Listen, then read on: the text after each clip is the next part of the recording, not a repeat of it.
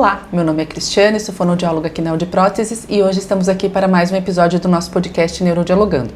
Nesse mês de maio teremos participações especiais com as mães que já fizeram parte da nossa história e das que ainda fazem, para trazer um pouco da história da vida delas sobre a maternidade atípica. Para começar essa nossa conversa, eu tenho muito prazer em receber aqui a Kelly. Kelly, muito obrigada por você ter vindo. Vou pedir para que você se apresente porque vai ser melhor. Apresente-se você e quem é o seu filho. Bom, eu sou a Kelly, Cristine Kruger-Ordig. Eu sou coordenadora educacional do SENAC e tenho formação em psicologia, né? Fui professora, trabalhei com qualidade, mas acima de tudo isso eu sou a mãe do Luiz Gustavo. O Luiz Gustavo é surdo com implante coclear, né? Ele é um surdo oralizado, né? E eu acho assim, de todos os meus papéis, eu acho que a mãe do Luiz Gustavo é o meu principal e é o que eu mais levo assim com muito orgulho. Com muito orgulho. E, né, já que você já tocou nessa questão da surdez dele, como que vocês descobriram, como que foi a chegada desse diagnóstico na vida de vocês? Quando o Luiz Gustavo nasceu, ele sempre chorou muito, né? E ele sempre foi uma criança muito quietinha na barriga, né? Tipo, ele se mexia, mas assim, não respondia a sons como muitas das crianças faziam. E quando ele nasceu, ele sempre chorou demais. E quando ele tinha uns 18 dias, a gente instalou um ar-condicionado na nossa casa e fez muito barulho quando foi furar a parede. E o Luiz não se mexeu, ele não se acordou, ele não teve sinal nenhum. E aí eu comentei com a minha mãe, falei assim, mãe, é estranho porque o Luiz Gustavo não se assustou com o barulho. E naquela época, quando ele fez, eu não fiz o teste da orelhinha no hospital, porque não tinha no hospital, né? E também o aparelho estava estragado, e aí eu fui procurar depois. 25 dias depois, eu procurei uma especialista, uma fono, e eu fiz o exame e ele deu alterado. Então ela pediu para mim me tranquilizar, porque às vezes poderia acontecer alguma coisa em relação ao parto, à água do parto, aquelas coisas, e pediu para mim fazer com 45 dias. Voltei a fazer com 45 dias, novamente deu alterado. Mas o coração da gente já fica um pouco angustiado, né? E no fundo eu sabia disso, né? Porque eu sempre já tive experiências com alunos deficientes auditivos e onde eu sempre tinha um carinho muito grande por eles, né? A questão do acolhimento, de você aceitar, e eu sempre me culpava por não aprender o Libras, né? Então já tinha alguma coisa, né? Me chamando. Aí eu fui procurar um outro especialista também para ter mais um outro diagnóstico e realmente deu alterado e foi comprovado que ele tinha surdez. Mas eu não sabia que tipo que era, não sabia como que era e tudo mais. E aí a gente foi indicado para a gente ir a Curitiba, onde que era a referência dessa profissional, para a gente procurar mais exames e investigar mais. Então a gente foi consultar com um médico em Curitiba que tem um hospital que já fazia o implante coclear e aí começou. Isso foi a partir, o Luiz não tinha 2 meses de idade. Nós fizemos uma série de exames e realmente comprovou que o Luiz ele tinha um problema, a perda dele era nos cílios cocleares. E aí a gente foi orientada a ter estímulo, ele tinha que ser estimulado, então nós compramos um aparelho amplificador para ele usar, um outro nós conseguimos emprestado, e ali a gente já começou a fazer esses acompanhamentos. Nós íamos uma vez por mês a Curitiba, porque para nós era tudo novidade, mas nós já, quando a gente quando a gente teve o primeiro resultado ali, que ele era surdo, eu e meu marido, Cláudio, a gente já foi pesquisar sobre implante coclear. O que fazer para que ele pudesse ouvir, né? A gente já foi.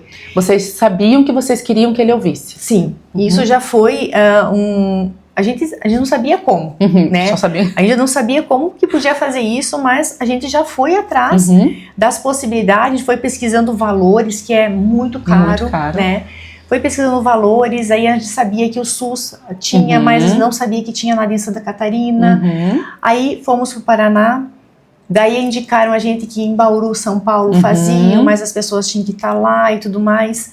E E aí o Luiz, quando ele deu 1 ano, nós tivemos que devolver um aparelho que nós conseguimos emprestado da empresa.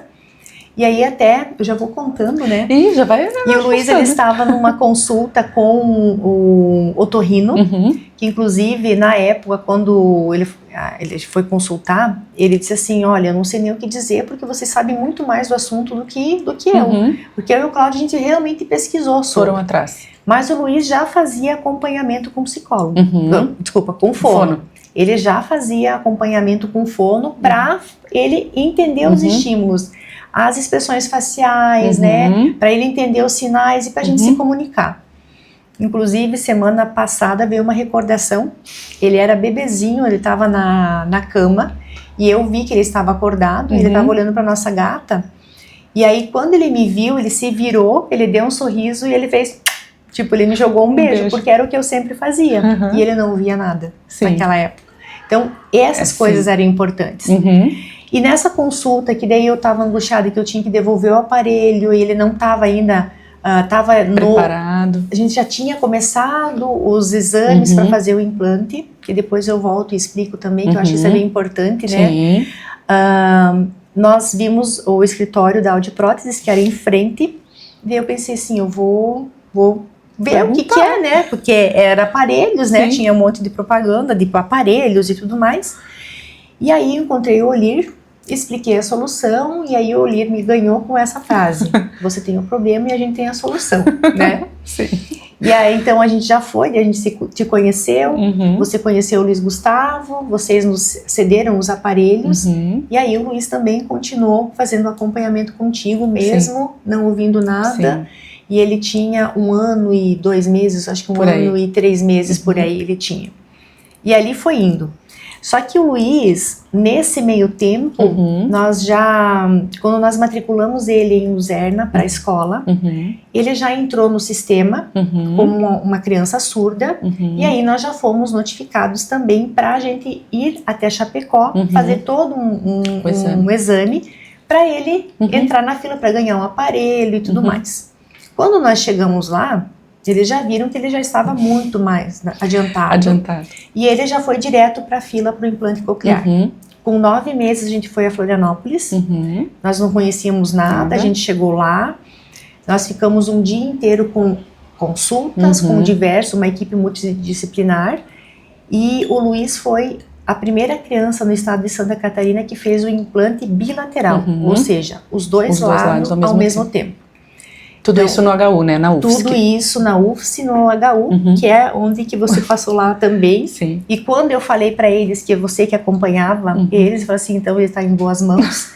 E aí vem essa parceria, porque são as suas professoras que atendem ele lá também. Hoje o Luiz vai 1 vez por ano só para monitoramento do aparelho. E o Luiz também é uma das crianças referência e das que tiveram melhor desenvolvimento aí com o implante coclear. Então a gente passa por vários exames, tomografia, ressonância, tudo isso antes, né? Hoje o Luiz não pode fazer uma ressonância, até acho que isso é importante explicar, porque ele tem um ímã, né? O implante coclear, ele tem uma peça dentro, né? É um eletrodo que vai dentro da cóclea, e esse eletrodo que emite as frequências que são os sinais, os impulsos, né? Neurológicos que vai para o cérebro, identificando cada som. E ele tem uma parte externa, como todo mundo que geralmente a gente vê nas pessoas de mais idade, põe na orelha aqui e um ímã aqui. Ele está super adaptado, já faz uns 3 anos que ele sempre tinha uma faixinha, porque ele mesmo tinha medo de usar. E quando ele chega, assim, voltando, ano passado a gente foi para Florianópolis e encontramos uma assistente social, a psicóloga, e ela falou assim, eu não acredito que ele já está desse tamanho, né? Porque ele sempre assim tem a própria configuração do aparelho, eles tiveram que mudar para o Luiz Gustavo, né? Então, acho que essa é a trajetória, né? E quando a gente soube que o Luiz Gustavo, eu falo por mim, né?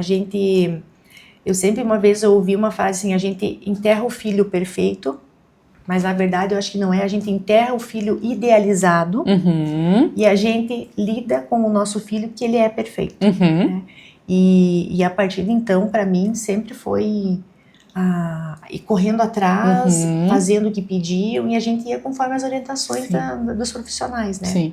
E ele não fez só fono, né? Que é importante falar isso também, né? Que ele não fez só fono, né? Ele fez acompanhamento com terapeuta ocupacional também, até porque o Luiz, ele tem uma peculiaridade que isso é dele, né? A questão do equilíbrio, e ele também sempre demorou um pouquinho mais, assim, para ficar sentado, para caminhar, né? Então, mas isso é dele, a gente já fez diversos exames com neuro, com profissionais, mas isso é dele, né? Então, não tem relação com a perda de audição, não tem relação com nada disso, não. Né? É uma questão... Até em São Paulo, a Fono de Florianópolis, alguns estudos, porque existem algumas crianças com perda auditiva que têm essas características.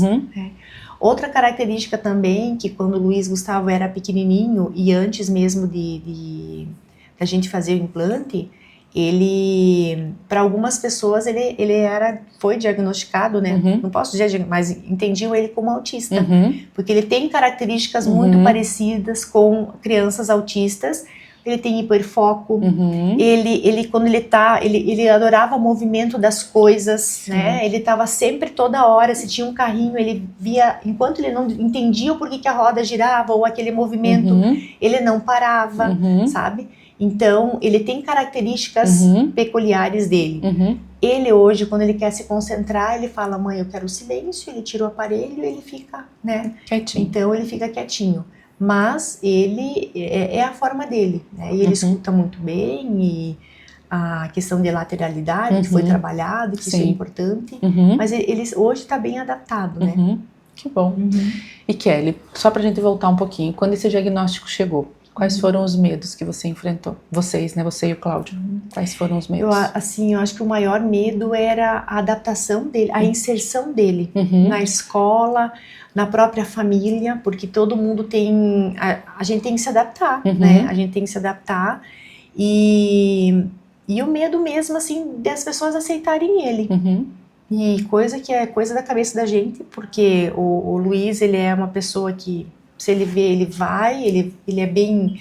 Ele tem medo para algumas coisas, né? Porque eu acho que às vezes até é bom, pelo fato, né, de não ser muito solto, mas ele procura, ele pesquisa, se ele tá no meio, mãe, eu vou lá falar com aquela pessoa, ele vai falar, e ele tá super adaptado, né? Mas a gente sempre tem os medos, tem as angústias, o que vai... E eu, como sendo uma pessoa ansiosa, né, a gente já pensa lá pra frente, e acho que essa minha ansiedade que me trouxe todas essas possibilidades que a gente conseguiu fazer com ele, né? Fazer com ele. E ele fez a cirurgia do implante com quantos anos? Ele fez com 1 ano e 10 meses. Mas a ativação não é feita no mesmo instante, né? Não. A colocação do implante foi com 1 ano e...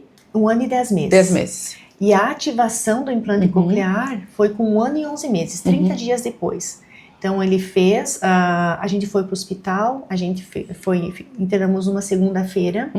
Na terça-feira, 1h da tarde, ele entrou na cirurgia. Então, da mesma forma, ele muito agitado, chorando, daí eu fui junto, mas assim, aí falam, meu Deus, Kelly, eu tava tranquila, acho que hoje, depois que a gente sabe das situações, nossa, será que eu não sou meio desumana, né? Mas assim, eu acho que, porque ele tava em boas mãos, é referência ao HU na questão dos implantes, e às 5h da tarde ele saiu da cirurgia, então foram 4 horas de cirurgia. E assim como ele voltou bem agitado, e o médico, o anestesista, e ele viu que eu fiquei angustiada, ele me abraçou e falou assim, é normal porque ele dormiu assim, né? E ele foi se acordando, e a adaptação dele assim, a gente ficou mais 2 dias no hospital, eu fiquei o tempo todo lá com ele, o Cláudio também revezou alguns momentos, mas voltamos, 1 semana depois a gente voltou para Florianópolis, com 15 dias tirou os pontos, e com 1 mês a gente ativou o implante. Aí, mais uma vez, a gente assiste esses videozinhos na internet e a gente vê, assim, quando coloca a criança sorrir e tal. O Luiz, a gente percebe muito bem quando ele ouve a primeira vez. Ele só ouviu tons graves, porque a programação do aparelho foi dessa forma. Mas ele chorou muito, né? Ele foi assim, não foi aquele conto de fadas como a gente vê às vezes na internet. Mas a fono lá disse, Kelly, de cada 1000 casos é um que acontece. Mas é esse que vai dar a repercussão, né? E aí, todos os meses, a gente ia a Florianópolis para fazer acompanhamento de tempo de uso do implante, de adaptação dele. O Luiz sempre usou de 12 a 14 horas por dia o implante. Coisa que ele conseguia seguir o protocolo certinho, né? Eu, Cláudia, minha mãe, na escola também. A escola também foi uma parceira muito grande. O Luiz hoje e sempre estudou lá na Escola São Francisco. Passou cada ano por uma professora e todas elas, assim, a gente sempre conversava. Eu vi que elas iam buscar também informações em relação ao estímulo e à preocupação dos cuidados com o aparelho, porque tem que ter cuidado, né? A gente tem que ter alguns cuidados também. E o Luiz foi indo, né? E uma coisa, assim, que eu percebia que ali eu até fiquei um pouco frustrada, porque a gente cria expectativa que o Luiz Gustavo, quando ele ativou o implante, eu achei que ele ia sair ouvindo e tudo mais, né? E eu lembro dessas conversas. Você lembra, né? E passou um mês, a gente foi, e ele não estava oralizando quase nada e tudo mais.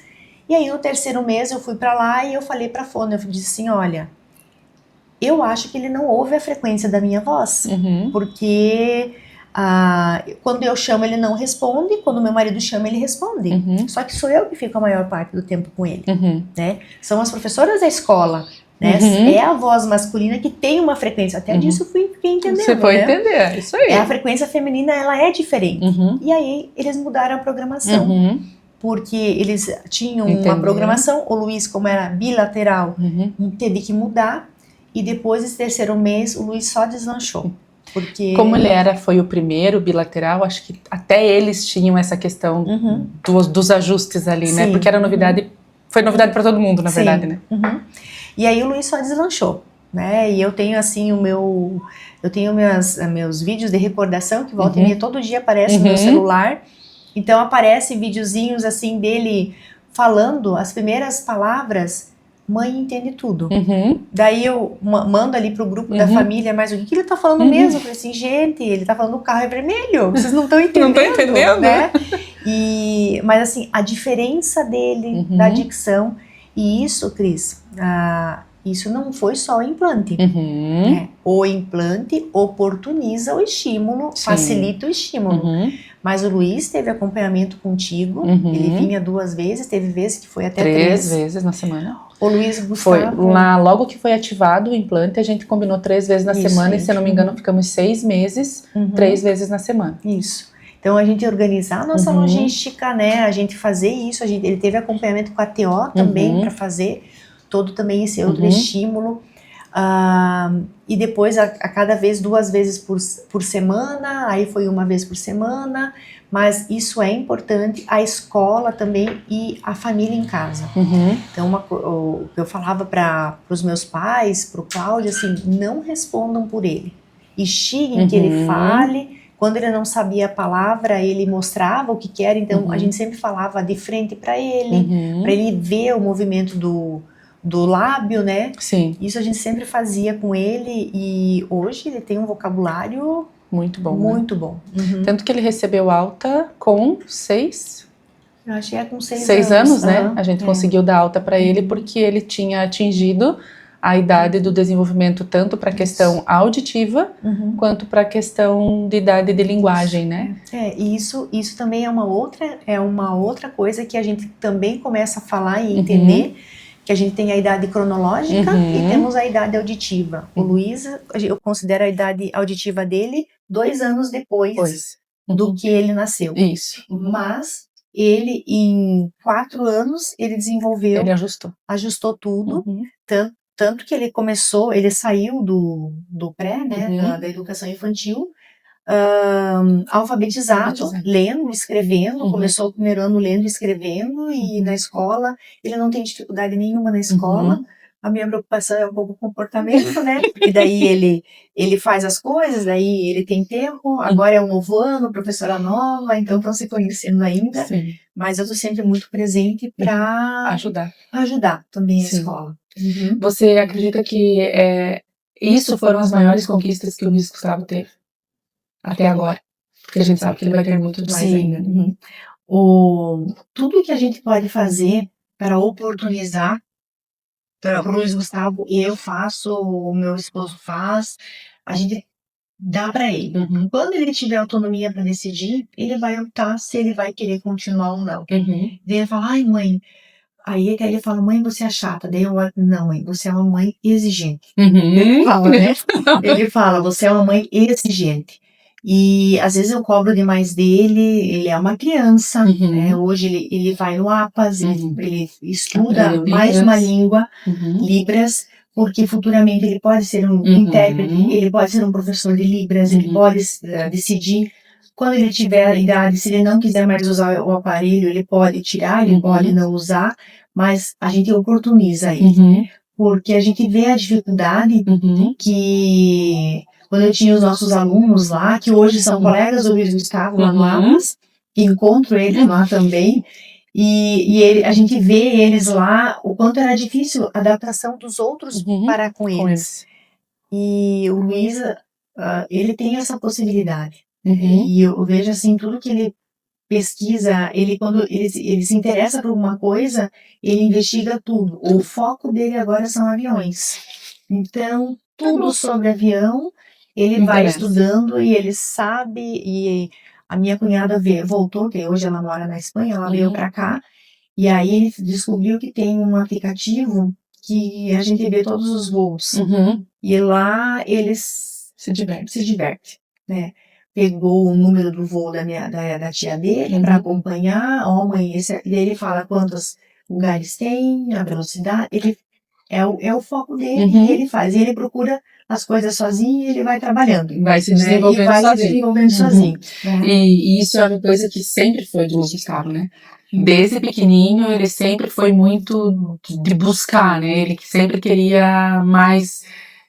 Quando ele começou a ouvir, ele já começou com essa curiosidade junto, né? E teve algum momento de tudo isso aí que você achou que estava muito difícil, que você estava muito cansada, que você desanimou? Eu até, quando veio a pergunta ali para mim, eu fiquei pensando, é difícil, mas eu acho que quando a gente vê o ganho daquilo, o retorno que a gente tem, e quando a gente escuta o filho da gente dizer assim, mãe, ainda bem que eu escolhi você para ser minha mãe, eu acho assim que não tem cansaço, não tem desafio, não tem nada na vida da gente que pese, né? É um sentimento meu. Sim. Por ser mãe. Eu tive dificuldade para engravidar e tudo mais. Pesquisei tudo, né? O porquê. O Luiz nasceu surdo, mas não ia fazer diferença. Não ia mudar o Não quadro ia dele. mudar. E eu vejo assim que ele, para mim, ele é perfeito, ele é o filho que eu sempre desejei, que eu sempre via caminhando de mão dada, é o meu chicletes, é o meu grude, não desgruda de mim, sabe? Ele fica feliz quando eu chego, eu digo assim, o dia que ele olhar para uma mulher do jeito que ele me olha, a mulher vai ser bem feliz. Eu perdi o meu filho e ela vai ser muito feliz também, né? Exatamente. Já tá se trabalhando isso? Sim, a gente trabalha. Então tá. Acho que a gente passa por tanto sufoco, mas é chegar mais perto, né? E daí, por hora, ainda tá um pouco cedo para se preocupar em relação a isso. E você já falou que a questão da escola, que você não teve problema, que foi, né, as professoras, eu lembro também que elas eram muito parceiras, tudo que a gente pedia sempre para elas nos ajudarem, ajudou tanto que a oralização dele aconteceu de uma forma muito rápida, de uma forma muito natural, a gente não teve dificuldade para isso com ele, a gente não teve trocas persistentes, né, as trocas que ele teve foram as esperadas para qualquer criança com desenvolvimento ouvinte, né? E o Luiz Gustavo conseguiu superar tudo isso. Então a escola também foi uma parceira bem grande nesse sentido. Mas teve algum momento que você se preocupou, ou se preocupa com a questão das comparações? Porque a gente sabe que infelizmente isso existe, né? Isso te preocupa? Você pensa com relação ao futuro? Até o Luiz, se ele foi comparado, acredito que tenha sido, mas assim, para mim não afetou muito, né? Porque o Luiz Gustavo, a gente sabe da deficiência dele, A gente sabe dos limites também. Por exemplo, o Luiz ele não pode tomar banho com um aparelho. Mas a gente comprou, na verdade ele ganhou dos padrinhos dele, do tio dele, um plástico que coloca e a gente colocou ele para tomar banho com um aparelho. Ele não gostou do barulho. Ele falou assim, mãe, não gostei desse barulho da água, não gostei. E aí a gente tirou. E ele vai na piscina, ele se comunica com as outras crianças. Me surpreendeu que nós temos a gente vai na piscina, tem uma outra criança que sabe Libras também, que sabe um pouquinho, a mãe também sabe, então eles se comunicam e o Luiz faz a leitura labial. Então, se a pessoa fala devagar, ele entende um pouquinho, ele vai um pouco na tentativa, faz assim e ele se comunica. As comparações sempre tem, porque eu acho que a gente também faz comparações, mas eu sempre entendi que o Luiz vai ter o tempo dele, né?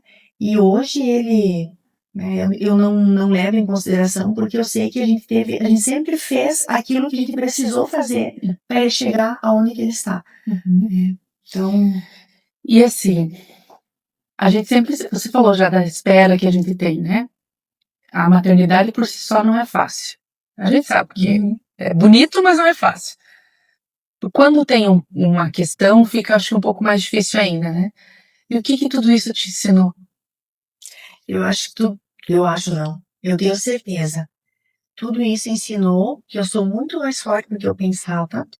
Eu acho que isso é a primeira coisa. Acho que é a força de uma mãe que escuta, mesmo estando cansada, trabalhando o dia todo, passando 2, 3 noites que o filho não dormiu direito e você trabalhando, uma suspirada da criança, você já está parado na frente do berço, né? E continua da mesma forma assim.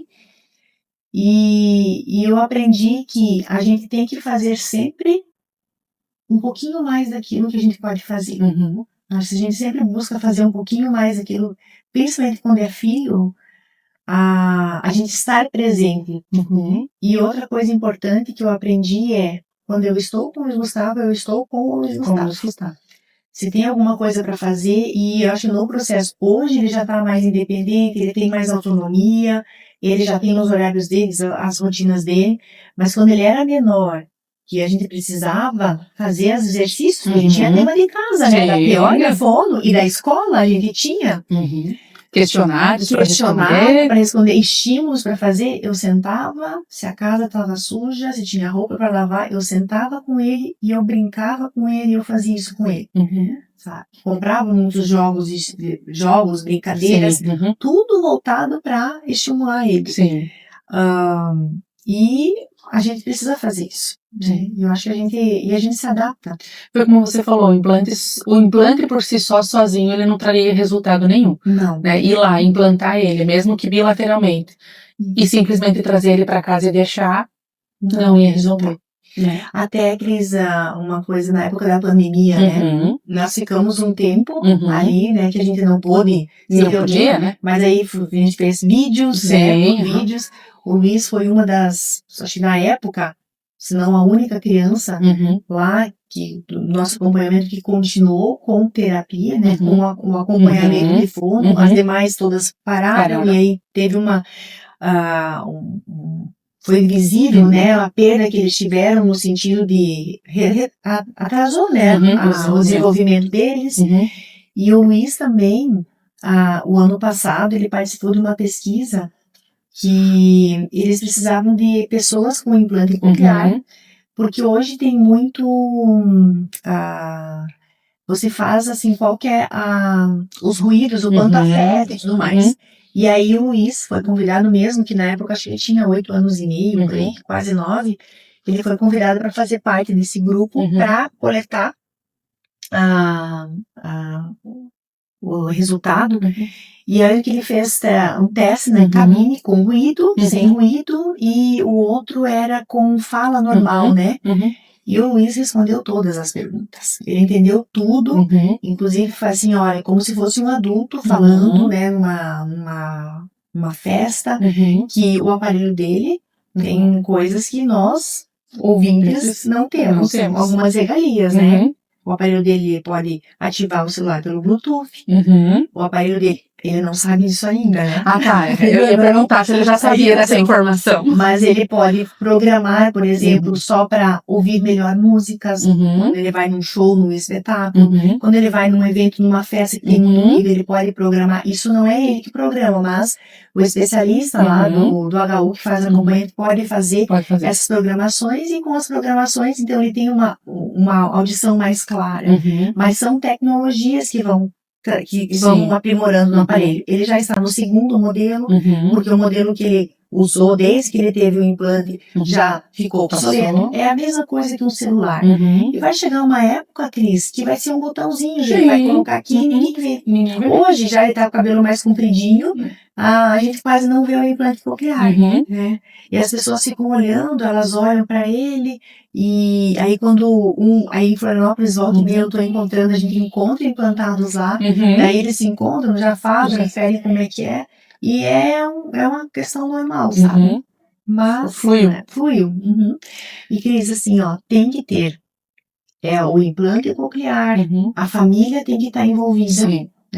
Você tem que ter, não é o tempo, você tem que dar tempo ao tempo, porque eles têm as fases do desenvolvimento, a criança tem isso.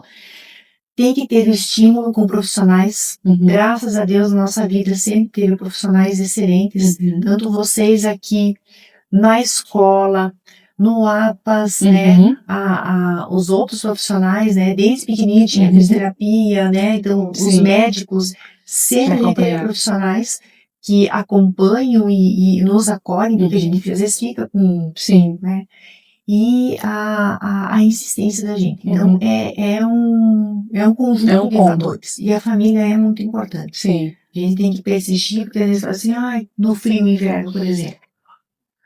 Não, 7 horas temos que levantar, porque 8 horas a gente tem consulta. Então, vamos lá. Tem que responder os questionários para fonodar, né? Isso aí. Isso aí. Todo sábado, né? Levava um livrinho de questionário para responder. Mas a gente viu o resultado. Né? E é importante. Era importante, né? Não era porque eu era chata, é porque era importante mesmo. Sim. E hoje, assim, você olhando para toda a história do Luiz Gustavo, de quando ele nasceu, quando você descobriu que ele, né, não tinha audição, até hoje, que mais te enche de orgulho dele nessa trajetória, assim? Eu acho que eu já falei antes, quando assim, eu vou colocar ele de noite para dormir, que daí ele fala assim, mãe, só tira um aparelho, daí ele fica com daí ele faz aí vem as perguntas inteligentes dele. Sim. E geralmente quando ele tá sem o aparelho, ele vem as perguntas inteligentes, daí eu me comunico com Libras com ele, né? Ou quando ele não tá entendendo, eu falo, amanhã, a gente conversa, e tá tudo bem? E daí eu anoto, né? Eu coloco uma mensagem no meu celular ou num papelzinho, eu anoto para resgatar no outro dia e falar, Luiz, lembra que você perguntou? E sempre são perguntas muito inteligentes, né? Sim. Também é um pouco de estratégia para ele não dormir. Mas de toda essa história, de tudo que a gente passou, de tudo que eu fiz e tal, acho que quando ele olha pra gente com aquele olho brilhando, né? E quando ele fala assim, que bom que eu escolhi você para ser minha mãe, né? Então, acho que assim, ele me escolheu para ser minha mãe, e eu acho que ele fez uma escolha certa, e eu tenho que provar para ele que ele fez uma boa escolha, né? Eu acho que essa é a melhor mensagem que eu tenho, assim, né? Porque nada... A gente é escolhido, né? A gente é escolhido, e se a gente tem isso é porque a gente vai saber lidar com essa situação. E para todas as mães, né, que tem um filho, indiferente de como que ele é o nosso filho perfeito, ele é aquilo que a gente tem, que é o maior amor que, tipo, não cabe no mundo. Ele fala, mãe, quanto você me ama? Eu falo, 8 virado, Luiz. É infinito, né? É infinito, filho. É sempre infinito. E você falou agora das mães, né? Para as mães, Kelly, que estão passando por isso, nesse momento, o que você diria para elas? A gente tem que acreditar muito em Deus, a gente precisa acreditar que sempre no final as coisas dão certo, né? É alguma coisa que a gente precisa passar, a gente precisa entender todo esse processo, e a gente precisa estar bem atento às pessoas que a gente encontra no caminho, porque são essas pessoas que são os anjos um pouquinho disfarçados também, né? Que estão aqui para nos acolher, para nos orientar, para nos guiar. E sempre tem essas pessoas. E às vezes a gente tá na correria do dia a dia, a gente não percebe. E com o tempo, acho que a maturidade da gente também, a gente vai pensando e vai evoluindo. E é isso, né? A gente tem que sempre fazer, e às vezes, para uma criança, o pouco que a gente faz vai ser tudo para ela, né? E se a mãe tá, a gente tem que ter o nosso momento de luto, a gente tem que ter. Hoje eu não sei dizer quando que foi o meu momento, né? Eu acho assim que quando eu descobri mesmo ali que o Luiz era surdo, a gente fica com o coração apertado, porque não sei se é vergonha, se é o medo e tudo mais, porque a gente tem uma rede de família que todo mundo é normal. A gente diz normal, mas será que o normal é o nosso normal, né? Então, é tudo assim, são 2 pesos, 2 medidas, e a gente tem que se acolher, a gente mesmo, tem que acreditar e acolher os nossos filhos, porque a gente é o mundo deles, né? É a base deles, e a gente tem que estar bem, e tem que ter pessoas que também os cuidem, né? Porque depois esse retorno vai vir, né? Porque cada evolução que a criança tem, pra gente é como se fosse um troféu de primeiro lugar em qualquer campeonato. Kelly, eu não tenho palavras para dizer o quão feliz eu fiquei de ter essa conversa com você. Você sabe que o Luiz Gustavo era o meu xodó, né? Não que eu sempre digo que todas as minhas crianças são os meus xodós, mas o Gustavo foi a primeira criança, né, surda que eu peguei para atender, então para oralizar. A gente vê na faculdade, mas quando chega na nossa frente um paciente real, né? Então assim, o quanto eu aprendi com ele, quanto eu cresci com ele, né? Então isso para mim também é a família de vocês marca muito a minha vida profissional também por conta disso, porque eu tive que ir atrás para conseguir ajudar vocês da melhor forma possível, né? Não, e o resultado ficou em casa hoje, né? Conseguimos alcançar o objetivo, né? Nós alcançamos o objetivo, ele recebeu alta dentro de tudo aquilo que nós esperávamos, né?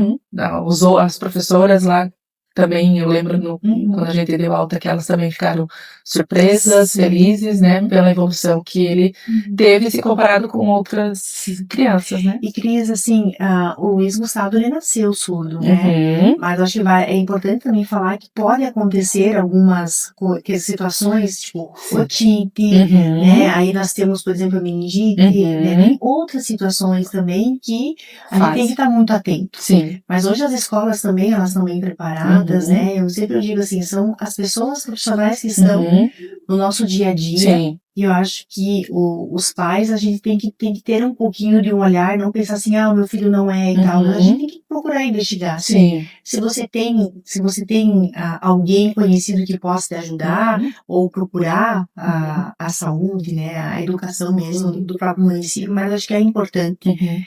Porque às vezes, pegando no comecinho, que foi o caso do Luiz Gustavo, todo esse estímulo, com 6 anos ele teve alta, e hoje ele vai fazer 10 anos agora, daqui a 3 meses, né? Mas em junho, né? Ele vai fazer 10 anos, e ele tá indo sozinho, sabe? Sim, tá voando, né? Tá voando. O único acompanhamento que ele precisa e tem que manter é o dos ajustes para a troca do aparelho quando necessário, então esse vai ser para sempre, né? Para a vida, enquanto ele estiver usando o implante, esse acompanhamento ele vai ter que fazer, né? Isso aí. Mas então, de coração, muito obrigada. Sou muito... Eu que agradeço, Cris, o convite. Sabe que você está sempre no meu coração. E eu sei, assim, o quanto foi desafiador para você, porque uma fono ensinando um surdo, uma criança surda, né? E assim, você foi atrás, a equipe lá de Florianópolis te conhece, falaram assim, não, tá com a Cris, tá no caminho certo, que foi uma das nossas melhores alunas aqui na faculdade. E o Luiz, eu só tenho a agradecer mesmo a você, a toda a equipe aqui, né, o Oli, todo mundo, que sempre nos acolheu muito bem, né? Emocionei. Tudo de coração mesmo. Tá bom. Muito obrigada, então. Agradeço. E assim encerramos mais um episódio do nosso podcast Neurodialogando. Aguarde os próximos episódios.